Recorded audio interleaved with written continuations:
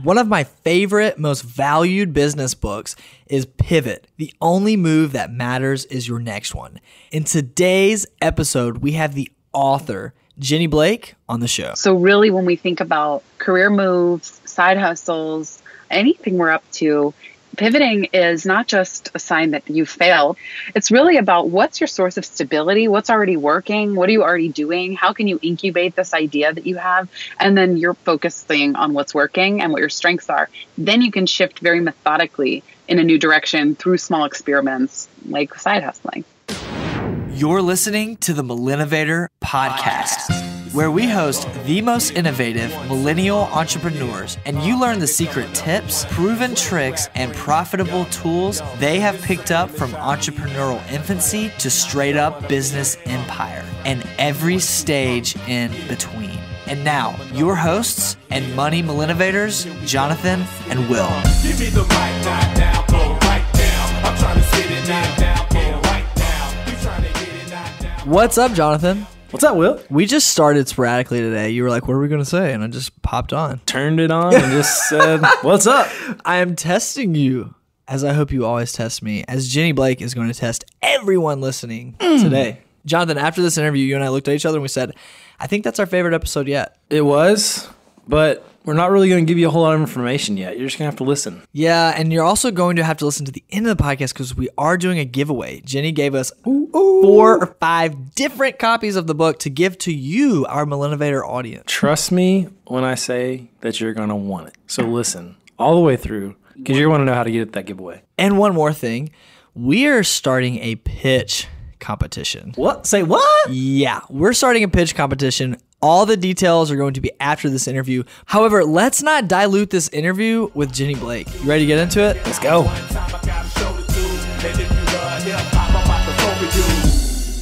I am sitting here with a book in my hand that says Pivot on it, and it also has the name Jenny Blake, Jonathan.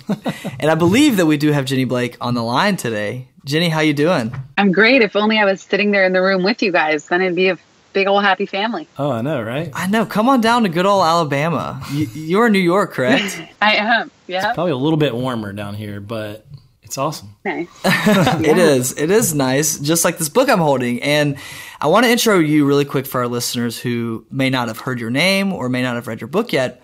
I first heard you on Pat Flynn's podcast. In fact, Jenny, I was driving to Atlanta to pick up a camera that I was buying like off Craigslist for a side hustle, actually. And I was thinking to myself, should I take this thing on? And I listened to that podcast and I was like, yep, now I'm buying your book. And I read your book. And now here we are today with you on the show. So we're so excited to have you. That is so cool. It's what I love about podcasts. It's like, I love knowing what is everyone doing while they're listening to the podcast. Yeah. So cool. Yeah, we get people talking to us all the time. As a matter of fact, I had a guy I know from Florida who was actually in town the other day, and he was like, yeah, man, I was just doing my laundry, listening to y'all's podcast. And he's like, I was just getting so fired up. And this guy is not entrepreneurial at all, but he's like, I just wanted to start a business, man. That's so cool. With the two of you by now, I can imagine. I love your energy already. Thank you. Thank you for checking out the book. Oh my gosh. Oh, yeah. Let's dive into the book. So for a brief intro, tell us your steps. Tell us what Pivot is all about. Pivot is my solution to the agony of sometimes wondering what's next and not having any clue how to figure it out and how to tackle it. And I felt like perhaps there was something wrong with me because I kept hitting these plateaus or pivot points every few years. I didn't have the language for it at that time, so it kept feeling like a crisis. And I felt like maybe the media is right. I'm just one of those entitled millennials and I'm never going to be happy and I'm screwed when it comes to my career and feeling any sense of long-term success. I was working at Google. Here was my dream job, perfect on paper, and I still hit a plateau. And when my first book was coming out in 2011, I decided not to go back. But it wasn't until 2 years into running my own business. We were talking about side hustles before we hit record. I had a side hustle, and I never thought it would be my full-time gig. I really never thought I was cut out for entrepreneurship, but it reached a point where I couldn't do both anymore. And for the first year of just the adrenaline of I'm not going to fail, I'm going to get this thing off the ground, it did work. But when I hit a pivot point again, when I started wondering what's next again, this time it was much scarier because I didn't have a steady paycheck to fund this exploration. So that's what inspired Pivot. If you think about the analogy of a basketball player, when they stop dribbling, one foot stays planted. That's their stability, their foundation, their strength. And the other foot, their pivot foot, can scan for options. So really, when we think about career moves, side hustles, anything we're up to, pivoting is not just a sign that you failed, like we typically hear the word used, like a startup has failed, so it needs to pivot.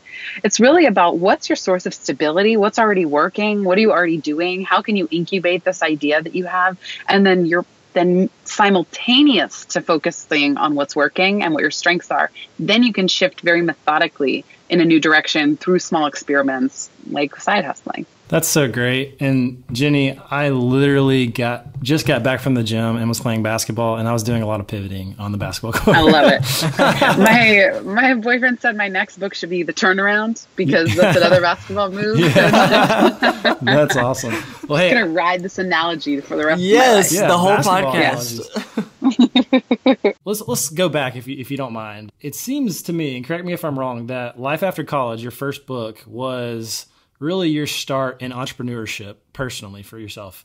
So can you tell us what led you into that, about writing that book, and then just kind of the events that led up to that? I kind of started as a hobby blogger because I set up a website in 2005, mostly as an exercise to teach myself HTML and CSS. I was working at a startup company at the time. Then in 2007, I was like, what's this thing called WordPress? My site is kind of out of date. And I think if I made it a blog, I could update it more often. And I was really a little scared to do that because who on earth am I to give people advice about anything? I was young. I was 22 at that time, and I'm 34 now.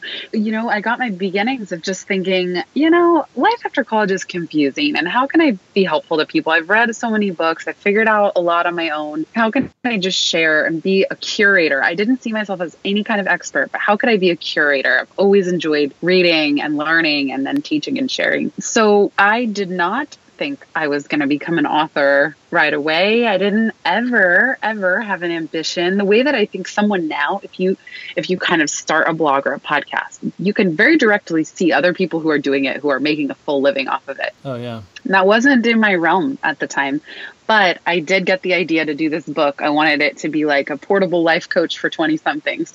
And when I went to coach training while working at Google, I started working on the book, and I slowly realized, this thing could work. I might be able to get an agent. And we pitched it to publishers a year later. I got rejected 27 times, but one said yes. Wow. And as you mentioned, that was really the beginning, but everything grew organically from a lot of fear, a lot of uncertainty, but then still just taking the one next step. Well, and I love what you just said. Everything grew from a lot of fear into something like you weren't necessarily comfortable taking this thing on. And I love in the book you mentioned paying attention to when you start playing it too safe, right? Yeah. You mentioned slipping from the comfort zone and being into this stagnation zone. Can you hit on that really quickly before we go into the 4-step process of pivoting? This is what I call the Risk Domitor. We all have a different risk tolerance when we're thinking about making moves or even just any one next step. And so there are 4 zones. There's the comfort zone, as you mentioned. If you stay there too long and you just don't initiate change, it's often the case that you'll start to go into a stagnation zone where you feel bored, restless, unhappy, and then worst case, truly miserable, which we don't want to let it get to that point. The ideal range for change is your stretch zone. That's where you feel excited, a little nervous, but not so nervous that you're stuck. You feel that sense of adrenaline pulling you forward, and you're really stretching and growing. And that's why we pivot. That's why we live, to challenge ourselves and be in this adventure called life. However, if you try to stretch too far or try to pivot too sharply from what you're doing now, you'll go into your panic zone. And the panic zone is where you just feel paralyzed. You feel like it's too big. For example, if those of you listening, if you have a full-time job and I said, stop working for the man, just quit your job tomorrow, you got this. Maybe that would send you into a complete panic. And so my goal with Pivot is how do we follow a process that has us taking steps in our stretch zone without putting so much pressure on our next move or on our career or on a side hustle or business, because we tend to load up a lot of expectation and a lot of fear on this stuff. And that's what's going to send it into the panic zone. I got to say, I've seen the magic happen. And Jenny, I know that you have worked with so many entrepreneurs who are like us, and I can't speak on behalf of them, but personally, I've seen the magic happen in that stretch zone. Like, always. That is just the excitement, just the thrill. Like, when you're waking up in the middle of the night or in the morning, or even if you look down, it's 2 a.m. and you're still doing what you're doing and you're not even thinking about it. That's when you're in that zone, right? Absolutely. And that's what the research shows as well, that a flow state happens from being at the edge of challenge, and yet it's still somehow even a little bit within our capability. And that's where we're most locked in, and that feeling, as you described, of being in the zone. And really, I wrote this book for people I call high net growth individuals. We would not have it any other way. And I don't believe in pursuing a goal if I'm not going to enjoy the process. So if I don't feel that in the zone resonance, I don't continue, at least not in the way that I've been approaching it. So your plant part of the formula, right? Stage one. You mentioned the happiness formula, and you mentioned daily activities and routines that are critical to that. Can you go over the plant formula? And this is for those of you out there who have a little side hustle or are thinking about creating one, right, Jenny? Yeah, it's for anyone, anything. You could apply the pivot method to dating or your workouts, really. Although I do write the book aimed at career first and foremost. And just to be clear, plant starts from that basketball analogy. So we're not talking about a green plant that grows, which my editor was wondering if this would be confusing. But the pivot method is 4 stages. And the first step, the one that most people want to skip, is plant. It's what is already working. What are your strengths? When are you already most in the zone? What are you already good at? What do people come to you for advice on? And this is crucial. The second part of the plant stage is, what does success look like 1 year from now? So whether it's with a podcast like this one, a book you want to write, any project you want to tackle, visualizing success, although it's sometimes scary because we'll have our inner critic come out and say, who do you think you are to do that? Please, you can't monetize this thing. You can't take this full time. You've got to let that voice be there, but keep articulating. How do you want to feel? How do you want to learn and grow? What kind of impact do you want to make? When you really articulate what's working, what is already working, and where you want to end up, that sets you up for so much more success as you start the second stage scan. In your introduction, you talk about the context of your work environment, but not the content. And again, that just goes back to what you were saying about what are you good at? Just realizing what your strengths already are and just shifting from that point, right? And yeah, because we tend to, when we hit a pivot point, we tend to think, oh man, I'm so sick of my job, or this really, I don't want this, or I don't want to feel so stressed. I don't want, and we focus so much on the fear and what we don't want. And in my case, when I had to save my business and figure out how on earth I was going to pay rent in 2 weeks, I realized how obsessed I had been with what I didn't want, but I wasn't honoring what was already working. How was I already getting clients? Could I reach out to the ones I had already worked with? What was already working, even if it was only 10 or 20%, and building very methodically and slowly from there. And the same thing, I'll use the example of a podcast because I think it is such a fun side hustle. That's one of mine. So even though I'm an entrepreneur, I still have side hustles. One of them includes a podcast because it's fun. And I had no idea when I started it. It was super scrappy. I had no clue where it was going to take me. But you start to build momentum and you start to say, wow, I really love the interviewing, and here's what I don't like. Okay, and how can I address the things I don't like? But you're really building from each increment builds on itself rather than trying to go from 0 to Pat Flynn overnight. Yeah. Yeah. Good luck with that. And that's a common thing that we say in our podcast as well, is like, you have to get a foot in the door, right? You just have to get out there. And that doesn't necessarily mean just jumping into the deep end all at once, right? You can gradually get in, but if you don't ever take the first step, it's never going to happen. So I can appreciate that. And I think that's something that we hear entrepreneurs talk about a lot on our podcast. And the first step is closer than you think. Sometimes it can be confusing. Well, what should I do next? Well, what's already working the best, and how can you double down on that? How can you try one next step or one experiment or one stretch? What's one stretchy next step related to what you're already doing? And that leads you into scan, right? Yeah. Or what's one stretch that would take you closer to that 1-year vision? And then from what's working and where you want to end up, now you can scan for people, skills, and projects. So scanning is now about asking what's out there. The mistake most people make is they say, I'm at a pivot point. What's out there? Who can I talk to? What jobs can I look at? And they ignore their own assets. So people, who's doing what you want to do? Who do you admire? Who do you resonate with? Who do you want to meet? Who can you learn from afar, even on a podcast like this one? I'm sure you guys, well, hopefully you got to meet Pat Flynn in person, but that's how you found out about me. You can learn from him from afar. And actually, I'm quite satisfied. Like, Tim Ferriss is my secret BFF. He just doesn't know it yet. One day. But yeah, I'm thrilled to learn from him from afar just by watching what he's doing. I actually don't feel like I need to email him and say, hey, can I pick your brain? It's not necessary. So a people strategy is important, and ideally it's based on everything you've already discovered in the plant stage. And then skills. How do you want to grow in the next year, and how do you need to grow? So if your vision is to completely monetize your side hustle or have it produce X amount of income, well, what skills are you missing? Or if you want to quit your job in a year and one of your unknowns is health insurance, then that's something you need to figure out. And so skills and growth, just identifying. And again, that's the exciting part of pivoting, is we grow. So what would be most beneficial for you to learn, and what would be fun? Sometimes growth is also just about, like, for me, I started doing these meal delivery services like HelloFresh and Sunbasket. Fun stuff. I'm telling you, I was never a cook. I was never good at it. I never enjoyed it, but now I love it. So I throw on a podcast.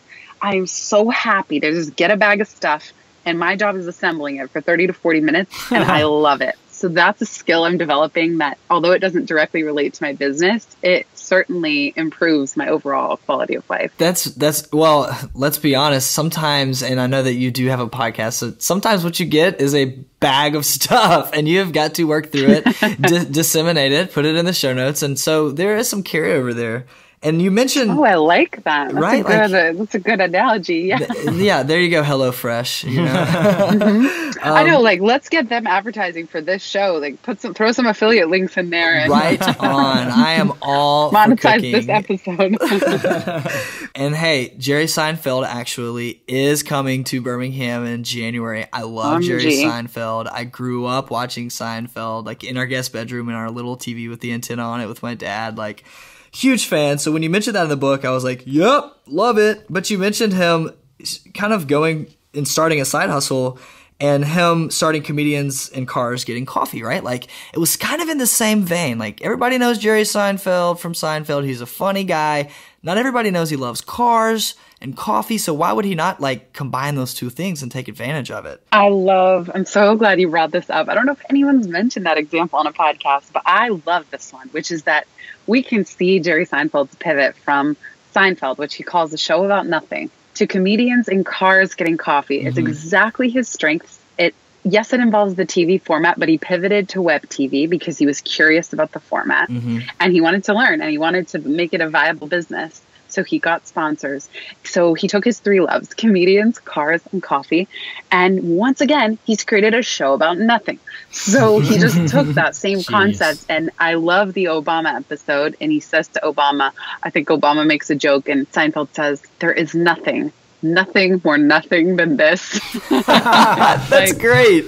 Yeah, but I love it. I actually love the show. And you can see how he has evolved, even the production quality over 7 or 8, probably by now, more seasons. It's incredible what YouTube has provided for people in the different mediums, like business and burgers. I don't know if you've ever seen that show on YouTube, but it's incredible. They just sit down, have a burger, and talk about business. Okay, what? Why don't I know about this? I love this already. It's so good. In fact, Skippy is a company that we use for, and this is not an endorsement, but we do love Skippy.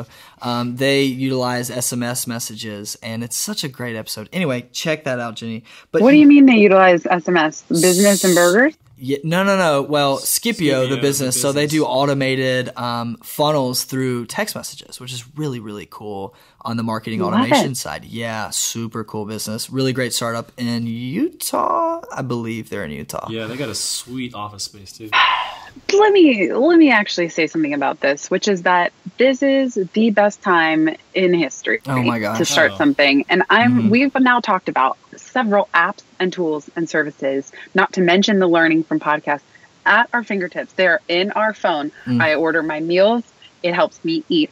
It helps you automate marketing. You can build an entire business and not just build it. Like 5 years ago, sure, you could build a business from your laptop and run it from anywhere. But now you can trick it out so hardcore with all these apps. You're so right. And tools. It's unreal, like how much you can automate. It's incredible. And talk about the Tim Ferriss 4-day work week. Like, that's it. Like, I mean, you the 4 hours, that's all you need. You're automating everything. And I will tell you, I work 5 to 20 hours a week and I'm earning 3 times more than I've ever earned. And I'm actually doing it. It took me 11 years. But it's possible. I didn't know if it was. Awesome. Well, and you didn't start with that. And you mentioned that in the Getting Scrappy in Chapter 8, which I really like, and talking about the minimal viable product out there, like, you just kind of got to get your neck out there. You can't just automatically start with everything. But I will say, between Google Voice, there's so many platforms for you to launch a minimal viable product. It's just you that's standing in your way, right? Yes. And here's the thing. None of us know what pilots are going to work. I call them pilots. I didn't make that up, but as it relates to career or a side hustle, a pilot, think of it as something you can do with 10 or 20% of your time. And yes, get scrappy. Do not wait to launch. My first podcasts were on shitty iPhone headphones. Sorry if I'm not supposed to swear on your podcast. Hey, are you hating on our iPhone headphones? Are you using those right now? It doesn't sound like it. You have a Show. fancier mic. I know you have a fancier mic. Our mic is not stock. Yes, our mic is okay. Yeah, my mic was my iPhone. Okay, headphones. Oh. Yeah, there you go. Yeah, okay. And you can hear the sound. Okay, and the sound was terrible. And I would start each episode by saying, well, I don't have any fancy intro and outro music, but let's get into today's show. Love it. And then slowly, but I didn't let that hold me back just because I didn't know anything. I still posted them to SoundCloud. I didn't even know how to get into iTunes. Then over time, taught myself GarageBand, went to Pond 5, which is where I bought my intro and outro music, made my intros and outros myself, taught myself audio editing, figured out how to ask better questions, figured out how to get the show into iTunes. Now I'm going on to my 4th year of the podcast, and I just launched a Patreon page who knows how it's going to go. Like, I have no clue. I'm launching it. It's so vulnerable to launch something like that. And it is patreon.com/pivot if you want to check it out or like borrow ideas, because I think it's very helpful to look at what other people are doing. But I have no idea. Like, I don't know if it's going to work. I don't know how monetizing my podcast is going to go, but I'm willing to try. But I wasn't ready to do that 3 years ago. Jenny, I think it's something that we hear all the time with people we have on our show, and what you just described and really what your book represents. But I don't think it's really said this way, but to be an entrepreneur and really to pivot, you have to be eager to learn. And something we see so often, but just you talking about not knowing how to do pretty much anything on your podcast when you started, and then learning GarageBand and learning this and learning that. I mean, you were eager to learn. You wanted to learn. So I think that's just such a key factor for these people who are in the side hustle and want to pivot or want to, take this on as a full-time hustle that they're doing. You have to be eager to learn, because if you're not, then maybe entrepreneurship is not for you. This is true. I think eager to learn and learning in areas that generally fit your strengths and interests.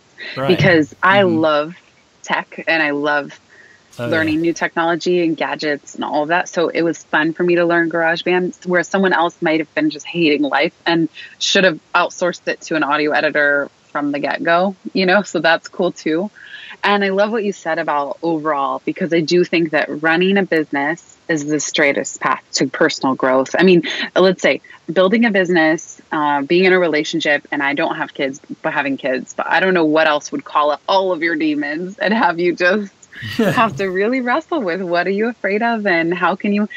Nothing has taught me better to deal with uncertainty than running my own business, because for 5 years I had no clue how I was even going to pay the rent the following month.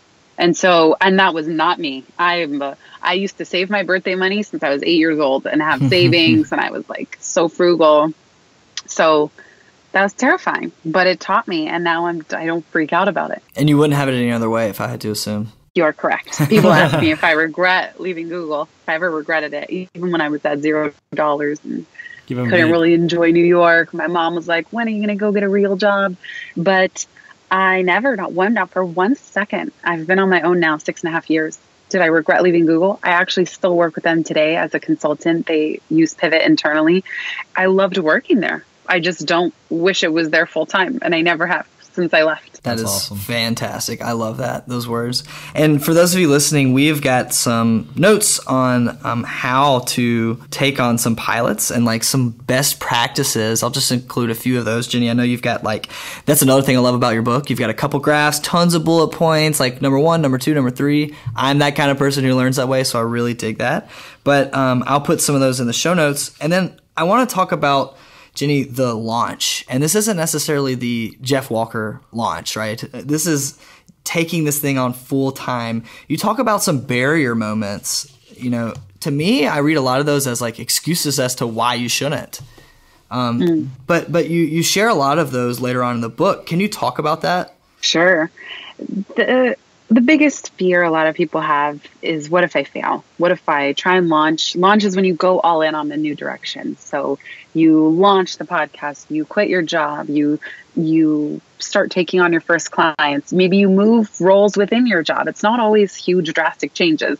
Sometimes you're pivoting within your current role. Nonetheless, the launch is when you do kind of go all in and there's no turning back. And a lot of people wonder, well, what if I fail? And what if you do? What does that mean to you? What does failure look like? I say at the end of the book that for most pivoters I talk to, we don't have FOMO, fear of missing out. We have FONT, fear of not trying.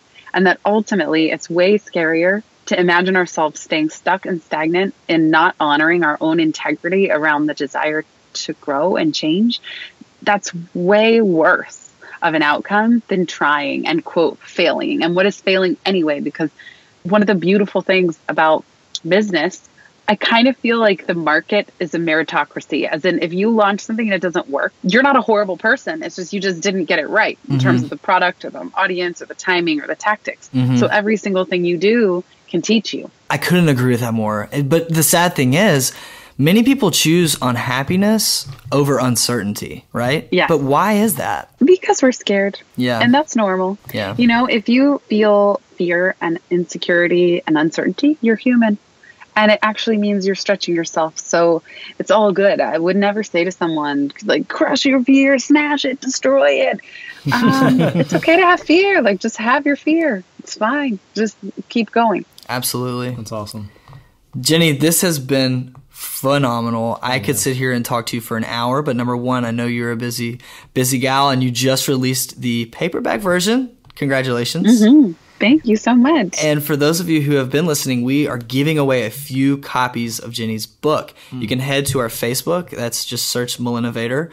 And we have got a post on that page with the book giveaway there with instructions on how to gain the book. Jenny, where else can people find you? Because there is a lot more information than just this book. You guys are amazing. Thank you for doing a giveaway. And I could also talk to you for hours and hours, but then we wouldn't meet our 4-hour work week goal. So true. You can't take a quarter chatting. I know. Not that this is work though. This is so fun. Pivot Podcast is what my show is called.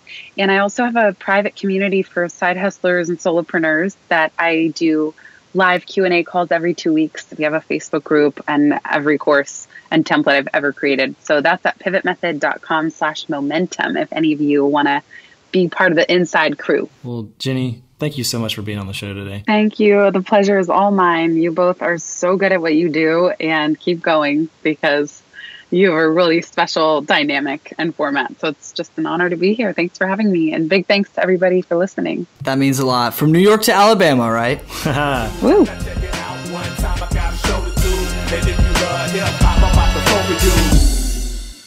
Was that, or was that not, one of your favorite episodes yet? It most certainly was. I wasn't asking you. I was asking those listening. Well, obviously. Really and truly, though, Pivot is such an incredible book. Like I mentioned in the episode, the first time I heard Jenny speak was on Pat Flynn's podcast. I think it was like last January or February, and I was blown away. I immediately ordered the book on Amazon, came to me in 2 days, and I read it seriously in probably 10 or 12 days. It's just so easy to read, and she sets things out in such a systematic process. I'm a processes guy. I love to follow that. He loves the processes. And it's a 4-step process, and she includes a 5th actually bonus that is so valuable. Guys, we are so fired up. We had to go get smoothies just to calm down a little bit. Actually, you're right. Yeah. I mean, so just such a great person, and what she's doing and what she's portraying. And what I said at the end of the interview, I really think this is so pivotal of a book for millennial entrepreneurs to read. It's going to be so key to what a lot of us have and are still going through. So that's why we are doing a book giveaway. We're giving away 2 books on Facebook. It's a little bit difficult to do this in the podcast world because we launch on a certain day, yada, yada, yada. But if you go to our Facebook page right now, there is a post pinned to the top of the page. The day that this airs is going to be late October, and that's 2017. Can't promise you that's going to be there in 2019. However, if you are listening to this show, head over to the Millennovator Facebook page. Just search Millennovator on Facebook. 2 L's, 2 N's. And you're going to see a pinned post with the book Pivot on there. We are doing a giveaway, and we're so pumped to have you in there. If you don't win the book, I promise you it's worth the 28, 25, 26, whatever it is, on either on Audible or hardback or a softback. Congrats, Jenny, on getting the paperback version. We're pumped to get you this book, guys. Get on the Facebook and grab these books. Well, there was one other thing that we needed to mention at the end, right? Yes. One very exciting thing. So we asked for your feedback. We always ask your feedback. We love your feedback. We appreciate your feedback. We implement your feedback. Man, what else do we do with your feedback? Let's stick with those for there. today. So we have implemented your feedback, and we're adding a new segment to the podcast. This is called an elevator pitch competition. Yeah, buddy. So all you've got to do, it's really, really simple. All of you out there have a side hustle, a full-time hustle, or an idea that you're thinking about. Within that idea comes an elevator pitch. If you are truly serious about creating a business, you've got to be able to vocalize what you do, why you do it, and what you're asking for within at least under 60 seconds. And the passion has to come out. I mean, that's what an elevator pitch is, right? You heard Will Pearson speak on our show, the co-founder of Mental Floss. The reason they found their publisher is because he was talking to his friend's mother with passion about what they do. You've got to be passionate about it. So, how do you enter the competition? Well, it's easy. All you've got to do is call our business line at 205-549-1099. Leave us a voicemail with your elevator pitch. 1099, like the form, right? Like the form. So call 205-549-1099, like the form, and leave us a voicemail with your elevator pitch. Now, there is some criteria. We want the elevator pitch in under a minute. Ooh. You've got to include the ask. So what are you asking for? Are you asking to be on our show? Are you asking to get funding? Are you asking for mentorship? Are you asking for relationships? What are you asking for? And then 3, you've got to deliver it well. That includes with passion. That includes no uhs or ums or ers, things like that. Leave all that out. Deliver it well. We, Jonathan, are going to air our favorite elevator pitch every single week live on the show. I'm so excited. We're going to go through them, talk about what we loved about the elevator pitch, talk about what we would maybe change about the elevator pitch, and then possibly even have them on the show one day. Who knows where this is going to take us? I just love competition. It's so great. Bring it on, guys. So all you've got to do to enter the pitch is call 205-549-1099, and you have the opportunity to air your business elevator pitch on this show. By the way, there's a lot of really good things that could come out of you airing that pitch on this show, because we have some pretty decent listeners out there who enjoy listening to the show and looking for business opportunities. So if you have a great idea, we can't wait to hear it. Remember, our phone number is 205-549-1099, like the form, and we just look forward to hearing your pitch. So go out there, do 2 things. 1, actually, you know what? Do 3 things. 1, enter the competition on Facebook. Search Millennovator and do what we tell you to in the pivot image. 2, buy Pivot. I don't care if you win the competition or not. Somebody in your life needs this book. Give them the one you want, or charge them for the one you bought. It's going to be great. 3, call our Millennovator hotline Hotline. 205-549-1099 and leave us a voicemail with your elevator pitch. We want to hear it. We want to air it. We love you guys so much. Thank you for being a part of this community and listening today. Final thoughts, Mr. Murner. Get out, get after it. And keep grinding. See you next time, folks. Thanks for tuning in. Don't forget to call your mother and tell that woman that you love her. And if you love the show almost as much, subscribe to us on iTunes and leave us a sweet review. We're definitely not ashamed to blush. Now, go forward and implement what you learned from today's episode into your business. We cannot wait to personally hear your story of success and replicate it 1,000 times over. Give me the mic,